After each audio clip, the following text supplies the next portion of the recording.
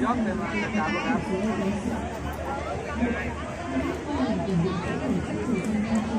Sợ là mình về là mình bốc hết mình về.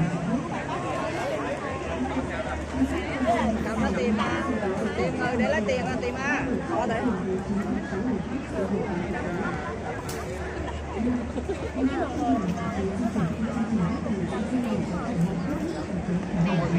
Đâu có cái này đấy mà.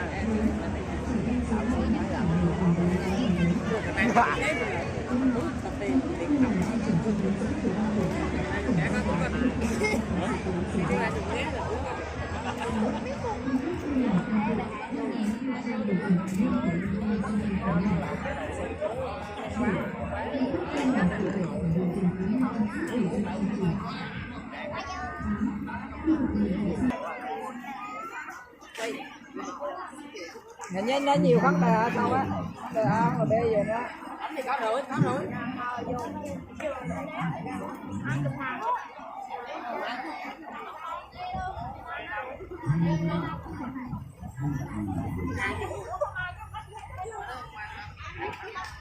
Rồi em ăn làm lắm.